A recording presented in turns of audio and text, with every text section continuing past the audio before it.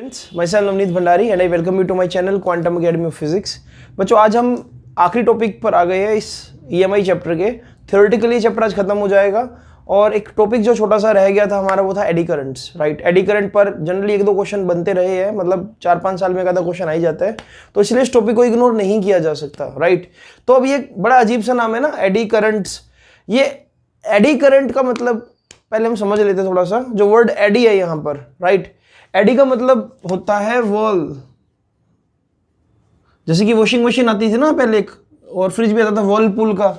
Wall जो word है ना बेसिकली ये है कि जब पानी के अंदर भंवर उठता है ऐसे सर्कुलर शेप में, राइट, जब पानी के अंदर वो भंवर बनता है तो उसको हम बोलते हैं बेसिकली वॉल। राइट, वो सर्कुलर कंसेंट्रिक सर्कुलर शेप का भंवर बन जाता है पानी में, या पत्थर मारते हो जब आप, राइट, तो आपको एक कंसेंट्रिक सर्कुलर शेप नजर आती है, उसको हालांकि हम वेव बोलते हैं। बट कभी आप ये देखना कि एक पानी के टब में हाथ को ऐसे घुमाना स्टार्ट करना और उसके बाद हाथ को बाहर निकाल देना, वो जो शेप बन रही है वाटर के मूवमेंट की, राइट, उसको हम वॉल्स बोलते हैं। राइट, और उसका जो दूसरा नेम है वो क्या है, एडी। तो आपको एक चीज समझनी पड़ेगी यहां पर बच्चों कि जब भी मैं एक कोइल की बात कर रहा हूं, कोइल का मतलब है कि सिर्फ और सिर्फ यहां पर कंडक्टर है, ये अंदर कुछ भी नहीं है, अंदर से बिल्कुल एयर है। जब यहां पर मैं मैग्नेटिक फील्ड को चेंज कर रहा था तो मुझे ये नजर आ रहा था कि यार करंट बन रहा था इस कोइल के अबाउट। राइट, वो डायरेक्शन कैसे होगी करंट की, इंड्यूस करंट की, वो हम लेंजेस लॉ से निकाल सकते हैं। बट थिंक अबाउट कि अगर मैं ऐसा कर दूं, अगर मैं ऐसा कर दूं, इस कोइल को थिक कर दूं, बिल्कुल अंदर से भी भर दूं, मान लो एक कॉपर की कोइल को मैंने कॉपर की डिस्क बना दिया, राइट, और अब मैंने सेम वही हरकत करी जो मैं पहले कर रहा था। पहले ये कोइल थी लेकिन अब ये डिस्क बन चुकी है।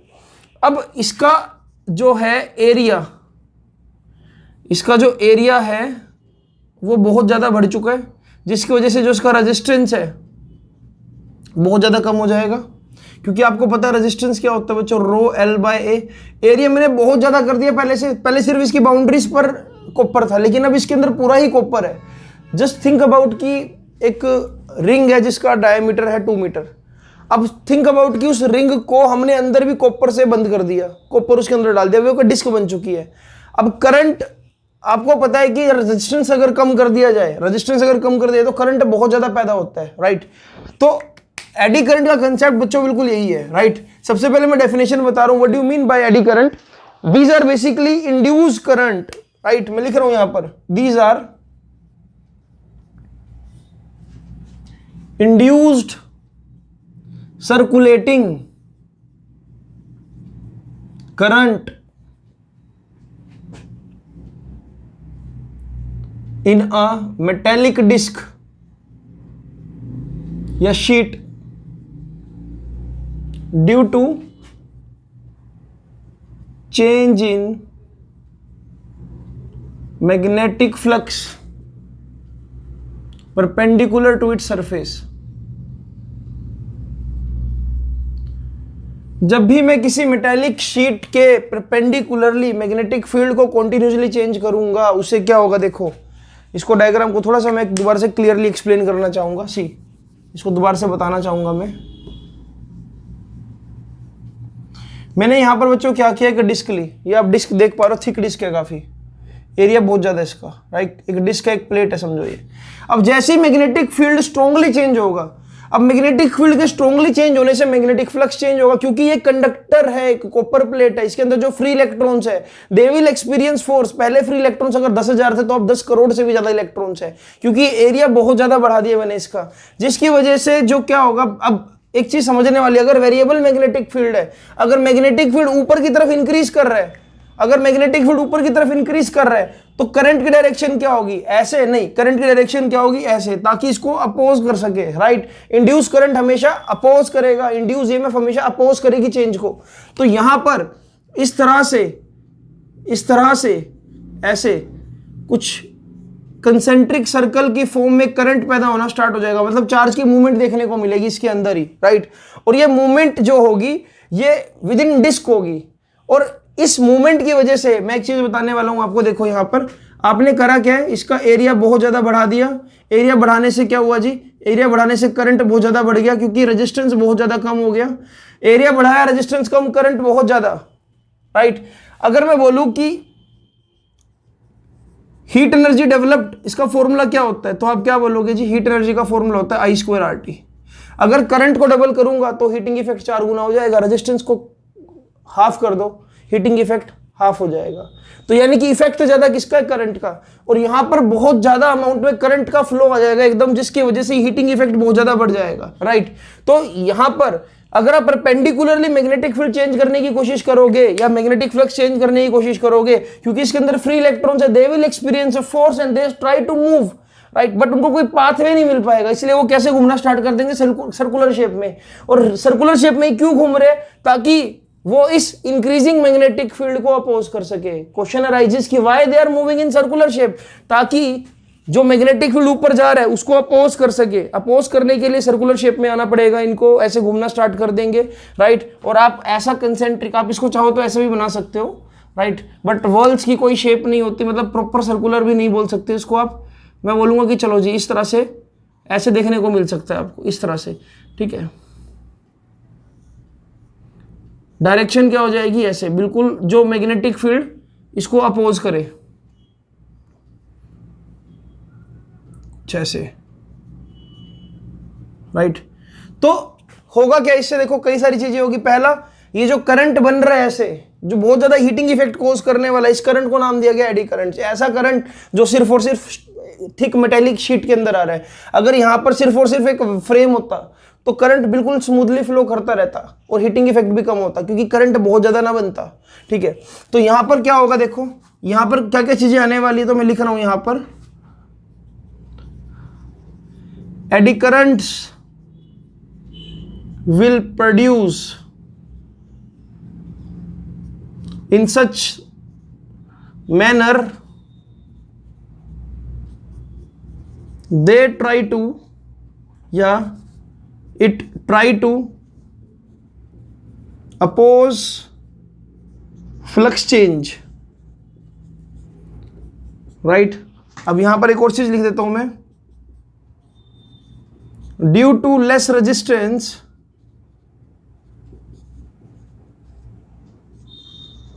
current induced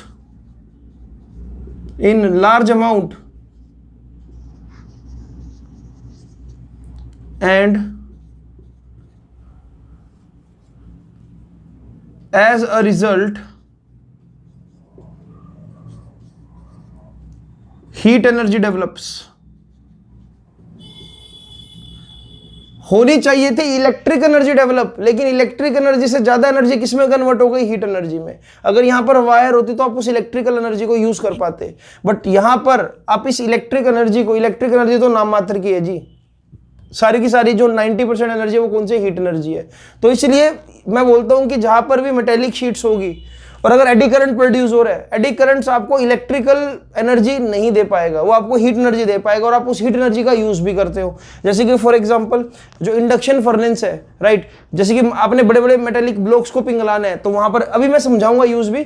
आप ये भी देखो कि क्या आप कभी आपने वो देखा है कि एक जो इंडक्शन चूल्हा होता है जिसके ऊपर आप रोटियां सेकते हो, इलेक्ट्रिक एनर्जी से हीट एनर्जी बनाई, शीट रखी, उसके ऊपर आप क्या सेक रहे हो? रोटियां, राइट। क्योंकि इलेक्ट्रिक एनर्जी ज्यादा है नहीं, हीट एनर्जी ज्यादा है, इसलिए आपको क्या, रोटियां जो है वो जल्दी से गर्म हो रही है, रोटियां फूल रही है, राइट। तो इस तरह से आप इलेक्ट्रिक एनर्जी से रोटियां सेकने का काम कर रहे हो एक तरह से। क्यों कर रहे हो? क्योंकि वहां पर क्या, एडी करंट्स का यूज है कहीं ना कहीं, राइट। जहां पर भी मेटेलिक शीट होगी करंट आएगा तो, लेकिन वो करंट कौन सा होगा? जो इलेक्ट्रिकली सपोर्ट नहीं कर रहा है, वो हीट एनर्जी पैदा कर रहा है, राइट।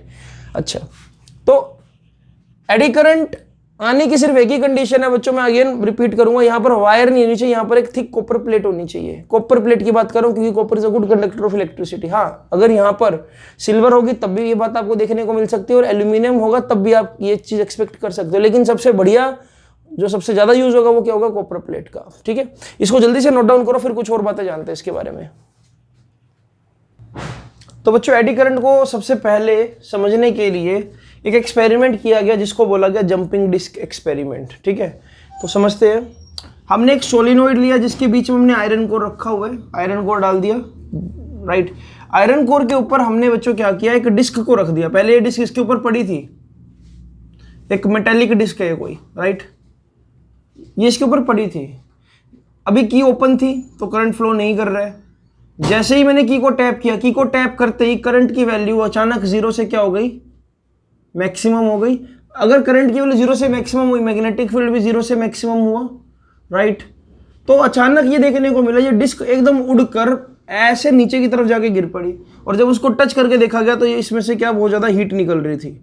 इससे दो चीज़ें क्लियर हुई। पहली चीज़ कि ये डिस्क उड़ी क्यों, क्योंकि जैसे ही बटन दबाया यहाँ पर नेगेटिव और ये नॉर्थ, यहाँ पर नॉर्थ पोल बनते ही मैग्नेटिक फ्लक्स इंक्रीज हुआ, और इस डिस्क के लोअर फेस पर यानी कि नीचे की तरफ यहाँ पर नॉर्थ पोल इंड्यूस हो गया, ऊपर साउथ पोल रिपेल होकर अचानक दूर गई, क्योंकि एडी करंट बना था। देखो इसके अंदर एडी करंट बनेगा, एडी करंट बनेगा, नॉर्थ पोल तो बना ही बना, देखो अपोज करने के लिए नॉर्थ पोल बन गया, एडी करंट बना।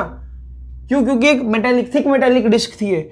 जब गिरा चेक करो तो बिल्कुल वही चीज मिली, गर्म भी थी, रिपेल भी हुई। तो यानी कि एडी करंट का नेचर वही इंड्यूस करंट वाला ही है। बट हाँ, इंड्यूस करंट के पास एक डायरेक्शन है यार, इंड्यूस करंट एक वायर में फ्लो कर सकता है, एडी करंट के पास कोई डायरेक्शन नहीं है, ये घूम घूम चक्रे काटता है सिर्फ, और कोई भी कॉन्ट्रीब्यूशन नहीं देता इलेक्ट्रिसिटी में। तो एक तरह से मैं ये बोल सकता हूँ, इसको आप लिखना चाहो तो, when disc, metallic disc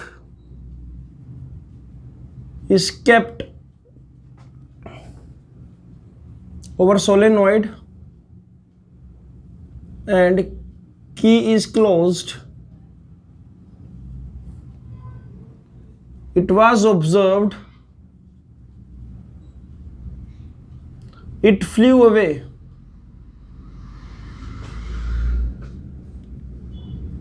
when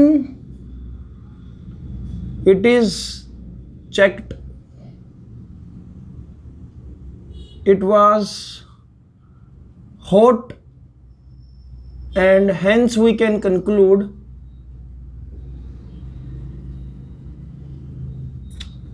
eddy currents causes heat energy.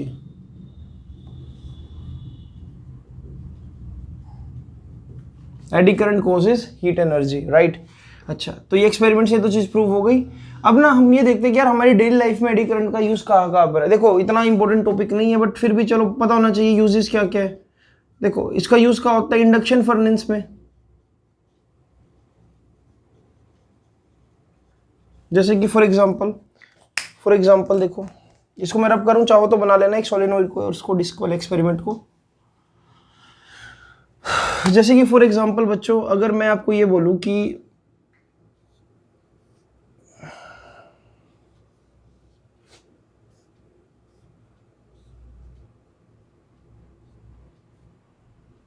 ये सामने स्ट्रॉन्ग नॉर्थ पोल है और ये साउथ पोल है, यहां पर बीच में कहीं हमने एक ब्लॉक को टांग दिया।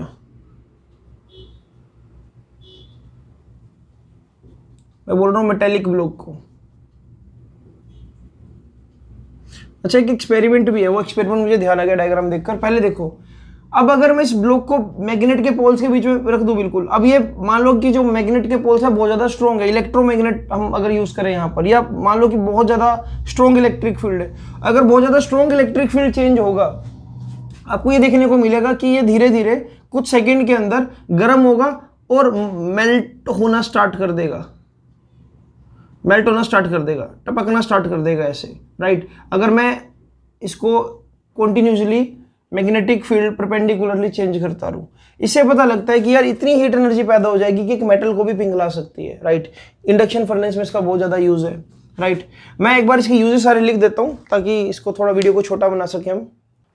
तो बच्चों देखो, कुछ यहाँ पर यूज़ करते हैं एडी करंट्स को, डिटेल में नहीं जाएंगे क्योंकि इसका कोई ज़्यादा आपसे कभी क्वेश्चन पूछा नहीं जाएगा। यूजेस अगर आपसे पूछ रहे तो आप लिख सकते हो।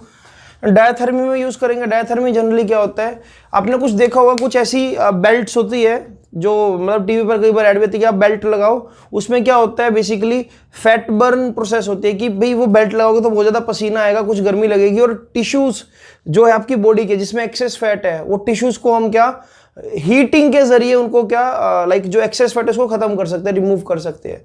या आप ऐसा बोलो कि जब हम लाइक बॉडी के, अगर आप सपोज आपकी बॉडी में बहुत ज़्यादा फैट है और आपको कोई ऐसा डिवाइस दिया गया कि भाई इस डिवाइस को आप कंटिन्यूसली यूज़ करो, ये थोड़ी सी हीटिंग इफेक्ट क्रिएट करेगा बॉडी के अंदर, जिससे जो आपके टिश्यू में फालतू का फैट है वो बर्न हो जाएगा। तो ऐसी प्रोसेस को भी, फैट रिमूविंग प्रोसेस है, उसको हम क्या बोलते हैं, डायथर्मी, राइट। इंडक्शन कुकिंग में यूज़ करते हैं, स्पीडोमीटर्स में यूज़ करते हैं, राइट। यूजेज इतना इंपॉर्टेंट नहीं है, बस पता होना चाहिए कि भाई हाँ यार ये 4-5 इसके यूजेज है।